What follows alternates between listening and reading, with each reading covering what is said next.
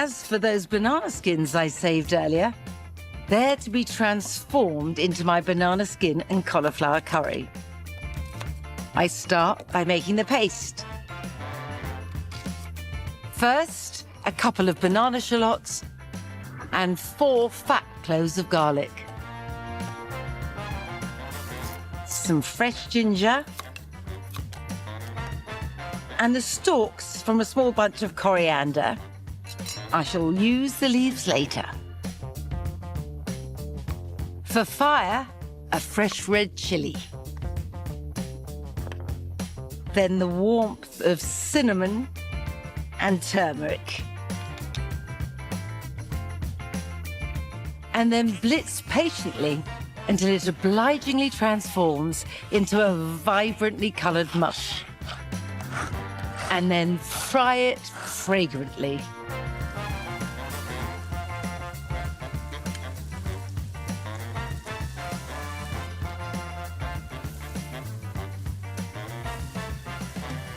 It's a bit like cooking a roux, or in the sense that when the paste has fried for a bit, it sort of clumps together. It's a bit condensed. It's lost its bright hue, but I'm going to bring a little pink to its cheeks, some tomato puree.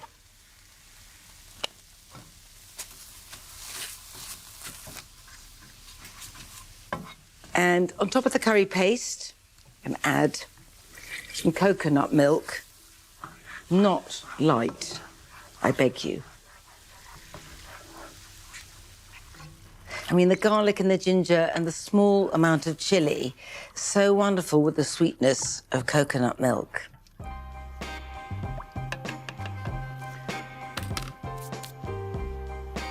Need some lemon juice, just to add a bit of edge. Some salt, never knowingly undersalted.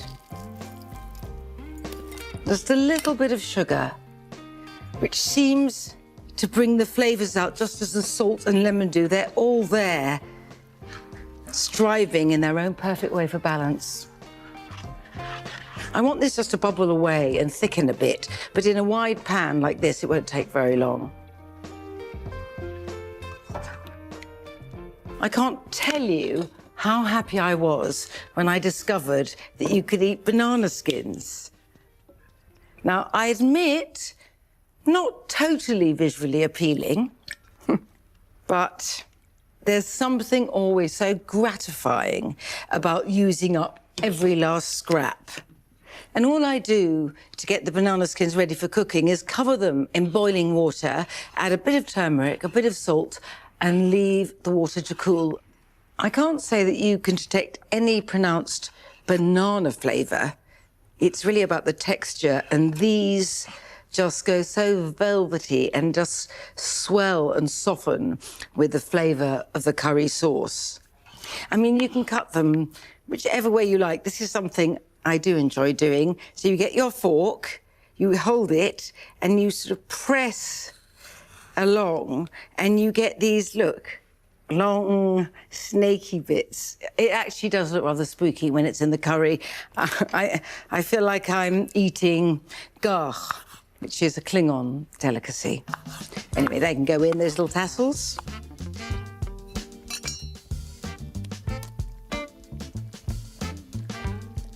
You see, once the bits of banana peel are cooked, they do look like aubergine skins. And in fact, when I've given this to people to eat, they have assumed, even after they've eaten, that that was aubergine.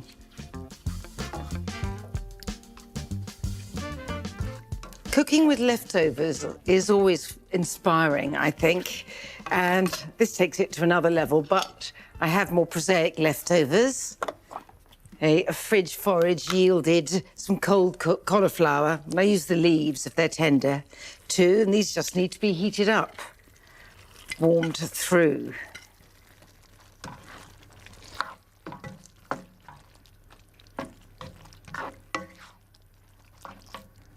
Right. I've thought ahead, essential for cooking and eating. And I have some warmed naan. Right, into my bowl. I call this a curry, but you mustn't think I mean a hot curry. It's mellow and it's aromatic. But if you want a hot curry, you can add as many chilies as you want.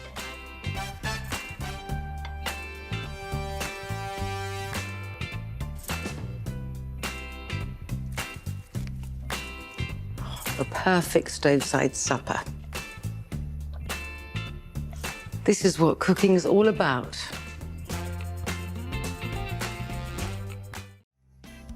My potatoes are beckoning me, but then potatoes always beckon me. So I've cooked them whole. These have been boiled and drained, and I've just been keeping them warm and drying them out a bit in the hot pan. And I'm ready to set to with my mechanical masher. Now, I'm aiming for quite a solid mash at this stage, but I still need a bit of milk, full fat, which I've warmed in the microwave.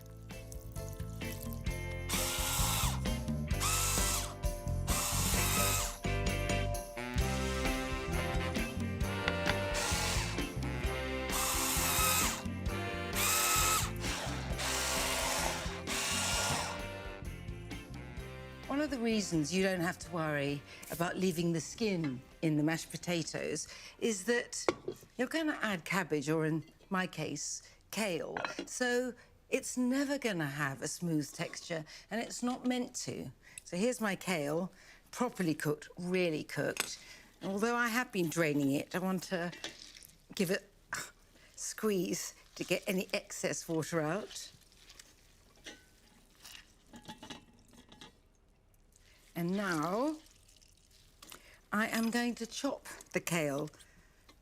By chop, I just mean get my scissors onto every little bit, snip away.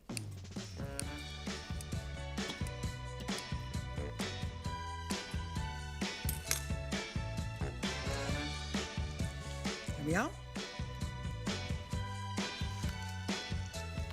This is what begins to turn mash into Colcannon.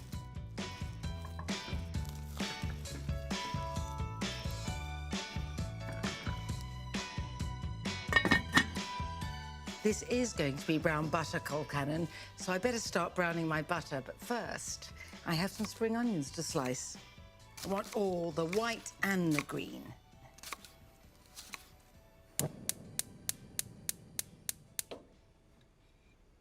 Brown butter is literally that. I'm cooking this butter until it browns. The French call it beurre noisette, and it is indeed hazelnut brown by the time it's ready, but it also has a sort of a distinct rich nuttiness. I think of it really as caramelized butter, with all the gorgeousness that implies. Is there anything better than a butter facial?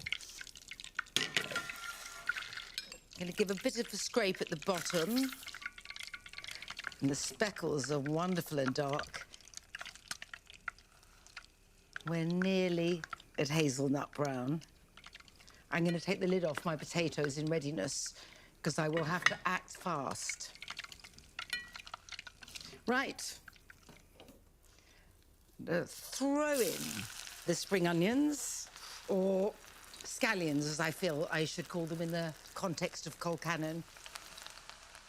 And in this goes. Look at that gorgeousness. You see, I love those black speckles. A lot of people, especially in restaurants, they like to sieve that out, but there's so much flavour.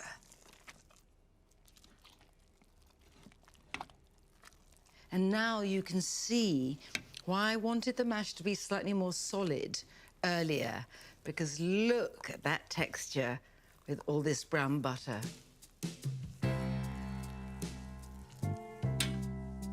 Dolloping time.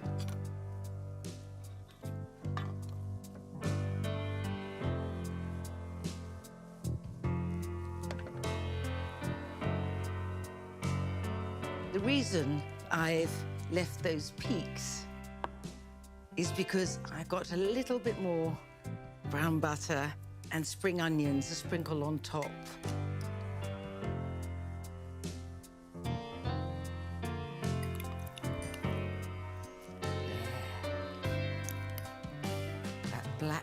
speckles, or my black speckled scallions. These are dreamy enough, just as they are. Now, I am somewhat embarrassed to admit that I have bought a spiralizer attachment. I read recently that the two things that are donated most frequently to charity shops are Dan Brown novels and spiralizers. While you will never find me making zoodles or courgette or fashioning any other vegetable to masquerade as pasta, I have found that the spiralizer really does make great shoestring fries. Now, I'm going to get this out of the way. Before I spiralise my potatoes, and there's a verb I never thought I'd use, I need to perform a little surgery on them. This needs a flat bottom, unattractive in a person, very necessary for this procedure. And then I impale.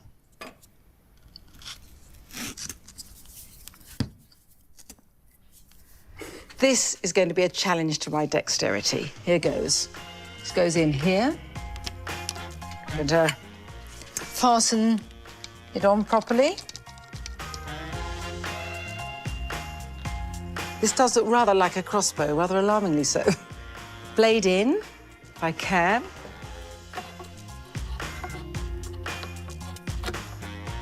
And I can. I bring this closer to squeeze it in. And I'm locked, I'm loaded, and it's full speed ahead.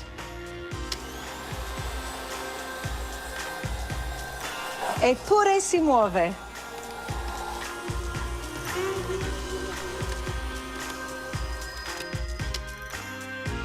I'm going to spud up again.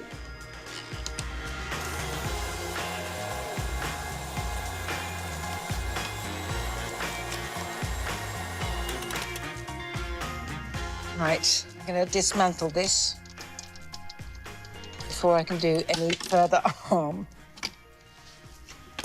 I need to separate the curls slightly, and they need to be patted dry with a clean tea towel. I don't want any liquid before I deep fry them. Right, I think these are dry enough. They'll just splutter if they go in wet to the oil, and we don't want that. I've got hot oil here.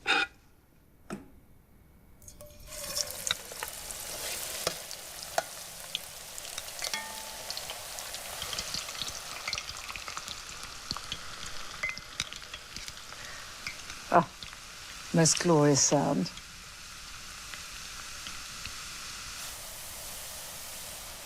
These won't take long to cook, so I've got my plate ready. And I've covered it with a bit of kitchen towel so I can dab these down for ultra crispness.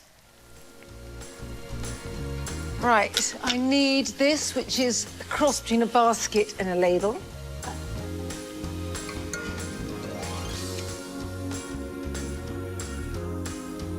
Ah, beautiful golden tangle.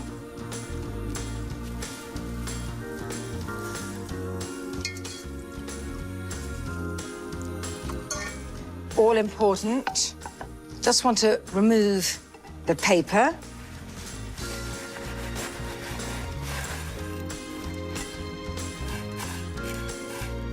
And sprinkle overexcitedly with sea salt.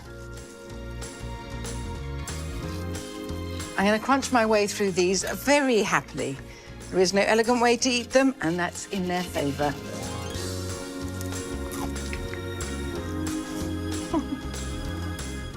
I make my feta and avocado salad, and I drape both avocado and feta in red onions, which I am steeping in red wine vinegar.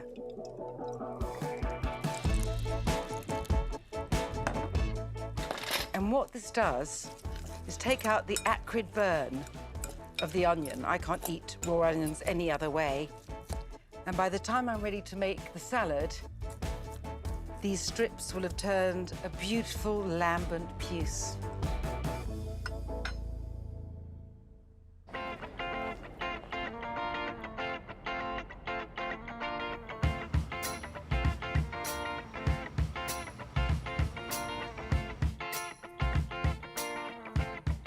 Inspiration for this salad comes from my sister Horatia, who often serves chunks of feta sprinkled with Nigella seeds. Call it family solidarity. My version builds on this, adding avocado. The soft creaminess contrasts beautifully with the saltiness of the cheese. A scattering of pomegranate seeds provides fruity tang. And then those lucent strips of onion, all together so prettily pink and green. Finally, a drizzle of extra virgin olive oil. If I get home late at night when I should have eaten an hour ago, there's only one thing for it: griddled halloumi with sweet chilli sauce. I don't mean the sort of sauce you get out of a jar, but this is a homemade one which takes practically no time.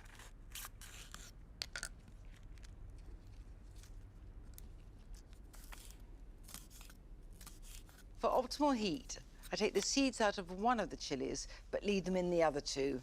Works for me.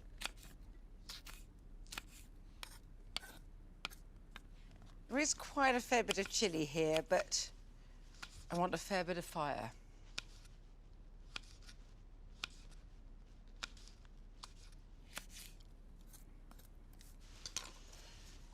Always a pleasure to get the pixie pan into play.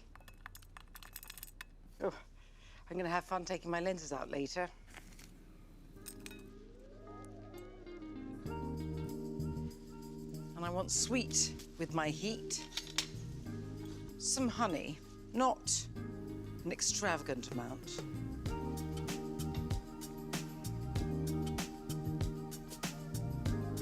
I've got honeyed sweetness and I've got fire, but what they and I need is a tangy spritz of sourness.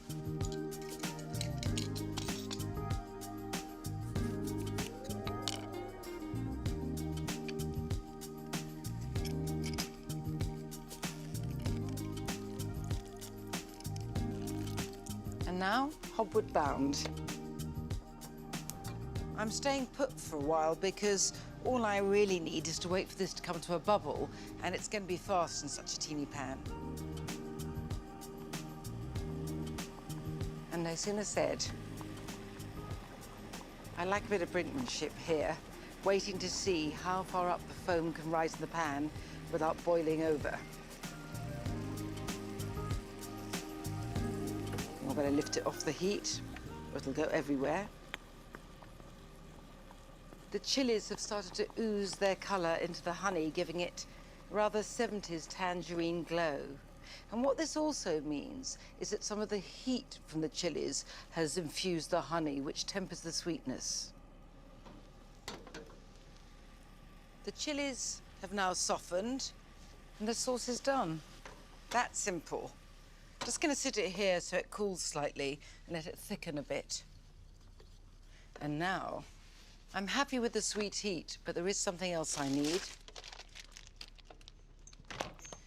The searing saltiness of halloumi.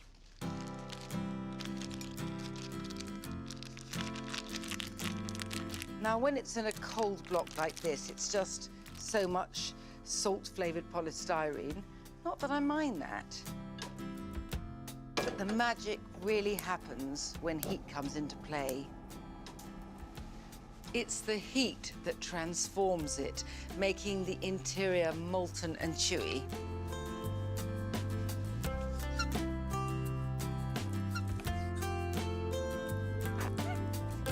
You can hear why it's called squeaky cheese, or it is in my house.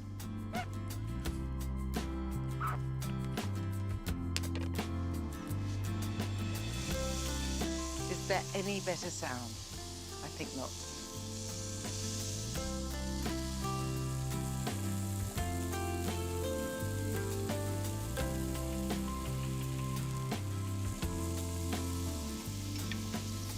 Armed and ready.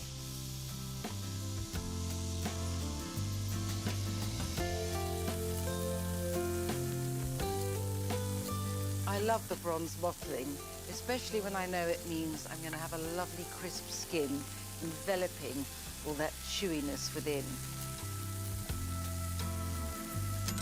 Right.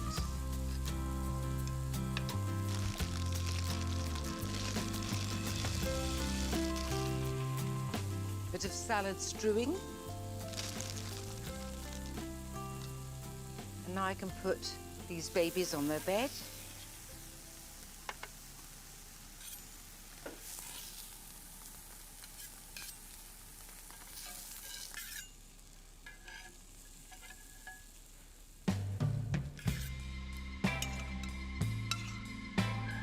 Spoon these glossy lipstick red slices of chili over each bit of halloumi.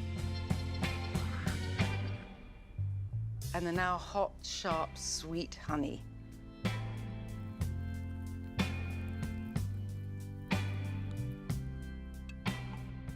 There's only one drawback to halloumi. It has to be eaten straight away.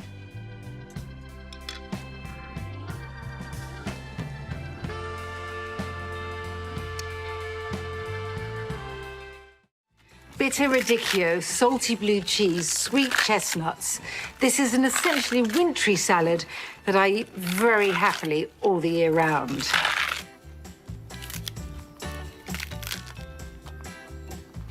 I just want to tear these ruby leaves into bite-sized pieces. Normally, when I make a salad, I just add a glug of extra virgin olive oil, a spritz of lemon juice, and a sprinkling of sea salt flakes.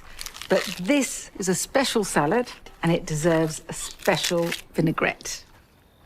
And it really deserves star billing in its own right. It's become, in a way, my house dressing. It starts off aromatically and astringently with orange juice, freshly squeezed, and I want 2 teaspoons.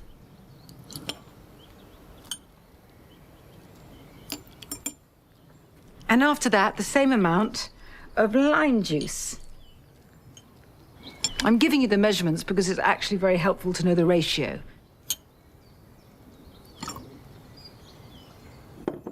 And now I want a teaspoon of grain mustard.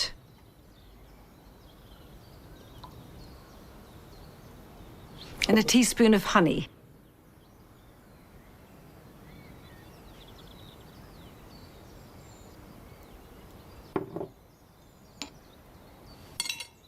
I'm using a tablespoonful of olive oil. Just ordinary olive oil, not extra virgin. I'm not using extra virgin because I want a teeny drop of toasted sesame oil. It's got such a strong, nutty flavour, it really wouldn't be worth using extra virgin olive oil. Teeny pinch of salt, because remember the blue cheese is salty. And now, a bit of a shake. And before I do anything else, I'm going to dress the salad just as it is. It may not look like a lot of dressing, but the trick is to toss it patiently. Take your time.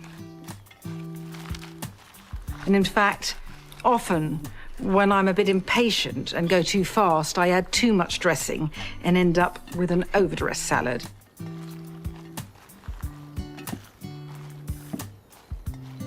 Time for the chestnuts, which I'm very glad to say I buy like this, peeled and vacuum packed. I don't cook them myself and peel them very painfully, like my mother always did, and very bad-temperedly too. Just crumble them in.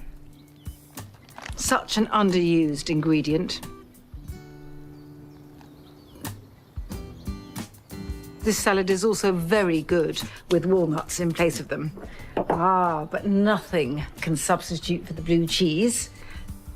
It doesn't really matter what blue cheese you use, as long as it's sharp and crumbly rather than too creamy. This is Gorgonzola, a real treat. And normally, I wouldn't condone putting cheese like this in the fridge, but it has to be cold or I wouldn't be able to crumble it. Right, I'm going to toss this together again.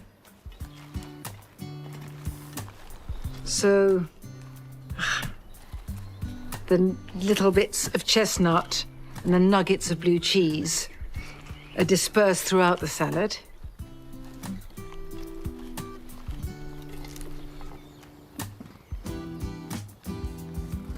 I make this an awful lot when I have people over, but I have to say, as a solo treat, it is unparalleled.